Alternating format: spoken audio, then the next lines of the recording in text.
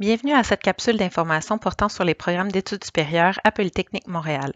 Notez que d'autres capsules d'information sont également disponibles. Polytechnique Montréal a été fondée en 1873 et elle est l'un des plus importants établissements d'enseignement et de recherche en génie au Canada, en plus d'être le premier au Québec pour l'ampleur de ses activités de recherche. L'école a une population de 9 000 étudiants, dont 26 % sont inscrits aux études supérieures. Les études supérieures sont définitivement une valeur ajoutée pour l'avancement de votre carrière en génie. Elles permettent aux étudiants de se spécialiser dans un domaine qui les intéresse en prenant des cours orientés vers une spécialité précise d'une discipline de génie, de façon à bâtir leur carrière à l'image de leurs aspirations professionnelles. Elles donnent également l'occasion d'acquérir de nouvelles compétences et connaissances pour développer de nouveaux savoir-faire, notamment une méthodologie de travail et de recherche. Que ce soit à la maîtrise ou au doctorat, les années investies dans un projet d'études supérieures vont vous faire acquérir des notions de gestion de projet. Cet élément de gestion est définitivement un atout recherché par les entreprises. Et c'est d'ailleurs une des raisons qui fait en sorte que les études supérieures vous donneront un avantage concurrentiel sur le marché du travail. Évidemment, si vous aspirez à combler un poste en milieu universitaire, les études doctorales sont un passage obligé et elles vous donneront l'opportunité de publier des articles scientifiques qui permettront de vous distinguer sur le plan de la valeur de la recherche. Les étudiants diplômés de cycle supérieur de Polytechnique Montréal travaillent aujourd'hui dans des laboratoires de recherche ou en entreprise, dans le milieu aérospatial, en optimisation et ergonomie de nos transports. Ils travaillent également à trouver des solutions dans le biomédical, en plus de bien d'autres domaines. Tous ceux à qui nous avons parlé mentionnent qu'ils n'auraient pu obtenir l'emploi qu'ils occupent aujourd'hui si ce n'avait été de leurs études supérieures. Et pour plusieurs, cela leur a également permis de gravir les échelons beaucoup plus vite. Nous vous invitons à aller écouter leurs témoignages. Vous trouverez le lien dans la description de cette vidéo. Les employeurs qui embauchent des candidats de Polytechnique nous ont mentionné qu'ils préféraient souvent engager un diplômé de cycle supérieur puisqu'ils sont plus matures, soit plus âgés que lorsqu'ils sortent des bancs d'école à la fin de leur premier cycle. Par ses différentes expériences en laboratoire de recherche ou de stage, le diplômé des études supérieures a également probablement de bonnes aptitudes en gestion, en plus d'avoir démontré une bonne capacité d'apprentissage du fait de la moyenne demandée pour entrer dans un programme de cycle supérieur. C'est également une personne qui a une soif d'apprendre et qui veut pousser ses connaissances plus loin, en plus d'être devenu un spécialiste dans un domaine donné par l'orientation qu'il a pris avec ses études.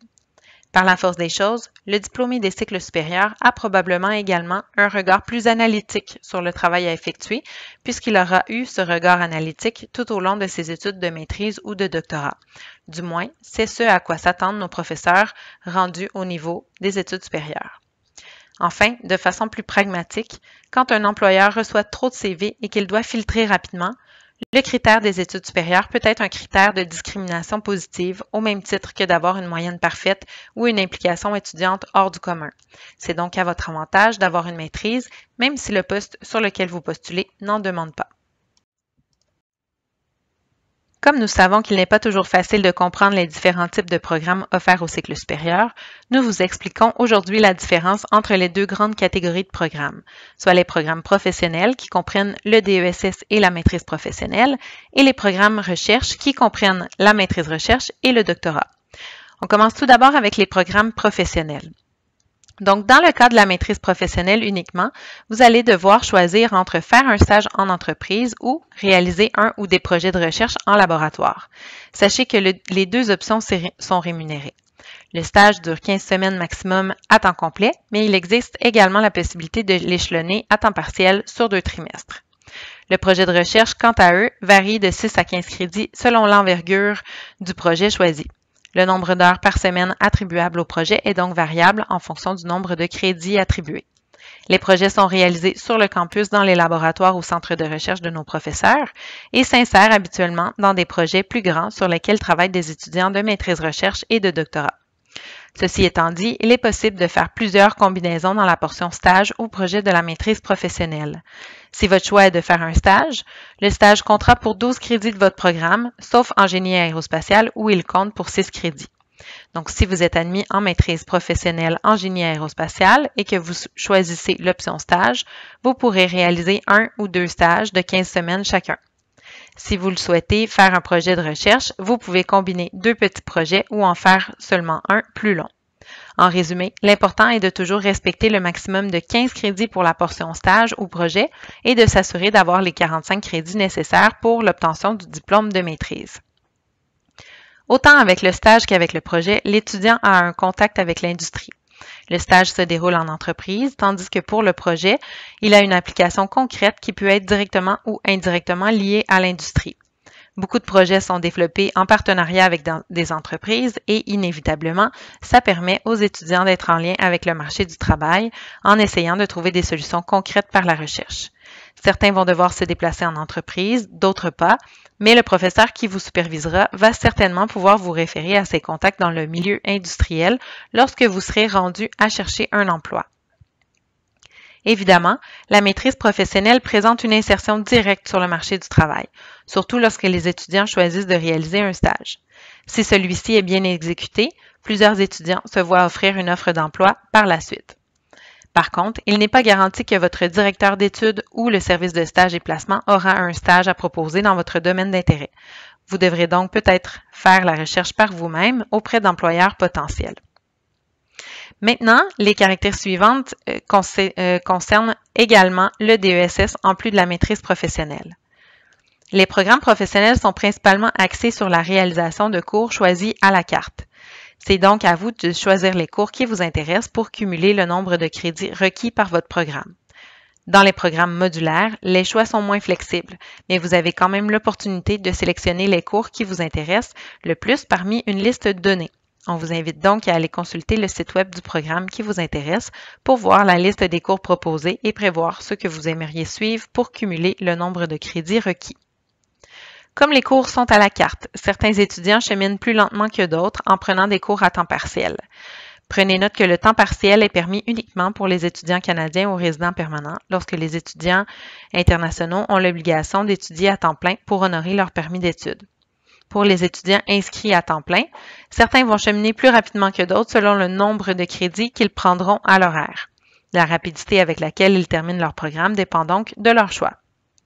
De plus, comme la période d'été ne présente pas d'obligation d'étudier, ni pour les Canadiens, ni pour les étudiants internationaux, ceux qui choisissent de profiter de la période pour faire leur stage ou pour prendre des cours qui seraient offerts à cette période vont cheminer effectivement plus rapidement que les autres. Vous pouvez donc essayer de faire votre stage à votre premier été de maîtrise pour tenter de terminer le plus rapidement possible si c'est votre objectif. Par contre, vos connaissances dans le domaine de maîtrise seront souvent limitées au premier été. Donc, beaucoup d'étudiants préfèrent attendre à la fin de leur programme pour réaliser le stage. Ce sera donc à vous de voir. Dans le cadre des programmes de recherche, les étudiants doivent réaliser 15 crédits de cours en plus du mémoire de maîtrise ou la thèse de doctorat. Le choix des 5 cours à réaliser, totalisant 15 crédits, est souvent dicté en tout ou en partie par le directeur de recherche. La raison est simple, le sujet de votre recherche est dans la plupart des cas proposé par le directeur, qui lui sait exactement quelles sont les notions dont vous allez avoir besoin pour être en mesure de mener à bien votre projet et ainsi rédiger votre mémoire ou votre thèse. Plusieurs projets de recherche sont financés par l'industrie ou par les gouvernements du Québec et du Canada. Quand un professeur reçoit un financement pour un projet donné, c'est avec cet argent qu'il peut acheter du matériel dans son laboratoire et rémunérer ses étudiants en recherche. Dans le cas de la maîtrise recherche, le financement offert est généralement de 18 000 $ par an, alors que pour le doctorat, il est de 21 000 $. Pour pouvoir obtenir ce financement, vous devez en discuter avec le professeur qui acceptera de vous superviser. Déjà en maîtrise recherche, les étudiants ont la possibilité de publier un article dans une revue scientifique, même si cela n'est pas obligatoire. Pour le doctorat, par contre, cela fait partie des attentes. Vos publications vont donc devenir votre identité et votre contribution à la science. Pour les étudiants admis en maîtrise qui souhaiteront poursuivre au doctorat, ce sera donc l'occasion de déjà avoir un CV scientifique intéressant. Pour ceux qui vont vouloir intégrer le marché du travail après la maîtrise, ce sera donc une preuve de ce que vous allez avoir accompli et vous pourrez donc en parler en entrevue. De plus, qui dit publication dit souvent présentation en conférence. Vous pourrez donc probablement avoir l'opportunité de voyager avec votre projet et ainsi agrandir votre réseau de contacts dans votre domaine d'ingénierie.